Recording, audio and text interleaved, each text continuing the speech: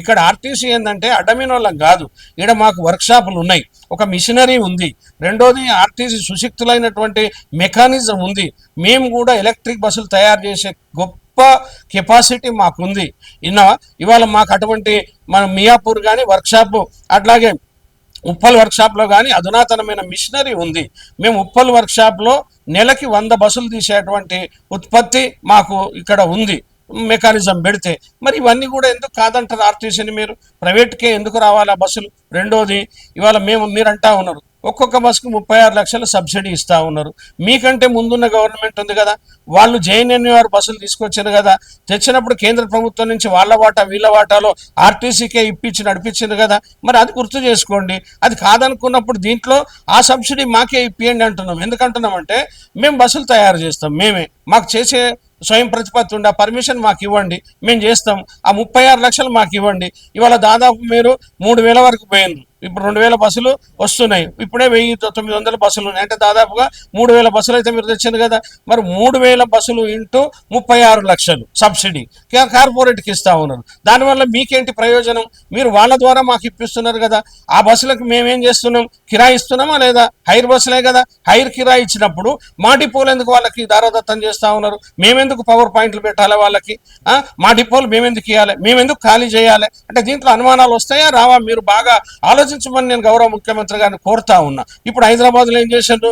4500 మంది డ్రైవర్లు బయటకు పోవాలని చెప్పి మీరే కదా నిన్ననే ఓదిక్కు మేము సమ్మె అంటే అనుమానాలు ఉన్నాయంటే అనుమానాలను నివృత్తి చేయకుండానే మీరు వేరే జోన్లకు పోండి, కరీంనగర్ జోన్కి, హైదరాబాద్ జోన్కి. ఇక్కడ అంటే ఈ సీనియారిటీ ఎక్కడిది? హైదరాబాద్ సీనియారిటీ, హైదరాబాద్ జిల్లా సీనియారిటీ ఉంటుంది, రీజన్ సీనియారిటీ అంటాం మనం, పాత జిల్లాలు. సికింద్రాబాద్ రీజన్లో వాళ్ళది సికింద్రాబాద్ రీజన్ సీనియారిటీ ఉంటుంది, బయటకు పోవడానికి లేదు. హైదరాబాద్ వాళ్ళది హైదరాబాద్కే ఉంటుంది. మీరు కరీంనగర్ జోన్ అంటున్నారు. కరీంనగర్ జోన్ అంటే ఎక్కడ ఉంటుంది? ఆదిలాబాద్, నిజామాబాద్, కరీంనగర్, వరంగల్, ఖమ్మం, దాంట్లో ఆసిఫాబాదు, మనుగూరు లాంటి డిపోలు ఉంటాయి. ఇక్కడ వాళ్ళు పోయి చేస్తారా? అది పద్ధతేనా? అది న్యాయమా? ఆ సీనియారిటీకి ఏమన్నా ప్రాధాన్యత ఉందా? మీరు ఆలోచన చేయండి. పోరు. రెండోది, ఇవాళ మిగతా మెకానికల్ని ఏమంటున్నారు? ఆ బస్సులే వస్తాయి కాబట్టి మీరు కన్వర్షన్ పోమంటున్నారు. డ్రైవర్ పోతావా? కండక్టర్గా పోతావా? 10వ తరగతి పాస్ అయితే ఏడీసీకి ఎక్కడన్నా పని చేస్తావా? లేకపోతే ఏం చేస్తావా అంటారు. అంటే వీళ్ళు నిజంగానే ఒప్పుకోకపోతే ఇంటికి పంపించాలనేటువంటి ఆలోచన మీ ప్రభుత్వానికి ఉంది అనేది మాకు ఉంది.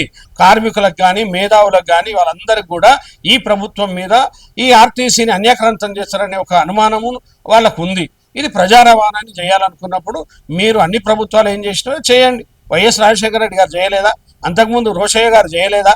అంతకుముందు ఉన్న ప్రభుత్వం చేయలేదా? మరి అవన్నీ కూడా మీకు ఉన్నాయి కదా. అవి చేయకపోవడం తప్పు. రెండోది, ఆస్తుల మీద కన్నేయొద్దు. ఆస్తులు అనేది మాయే ఉంటాయి. రెండోది, సమ్మె నోటీస్ ఇచ్చినాం కాబట్టి ఇప్పుడు కాపాడుకోకపోతే ఎప్పుడు కూడా ఆర్టీసీని కాపాడుకోలేం. మీరు అడిగిన క్వశ్చన్కి జవాబు చెప్తా ఉన్నా. ఇది ఆఖరి పోరాటం అని చెప్పినాం. మేము కూడా జేఏసీగా అందరం ఒకటైపోయినాం. గతంలోనేమో కొంతమంది అయితే యూనియన్లో పనికిరాని వాళ్ళని ఒకరిద్దరు మాటలు నమ్మి ప్రభుత్వం దగ్గర తీసుకొని మమ్మల్ని దూరం చేయాలనుకున్నది. కానీ వాళ్ళు అట్లా లేరు. కార్మికులు ఏకకంఠంగా ముక్తకంఠంగా మనకి సావో రేవో తెలుసుకుందామన్నా అని చెప్పున్నారు.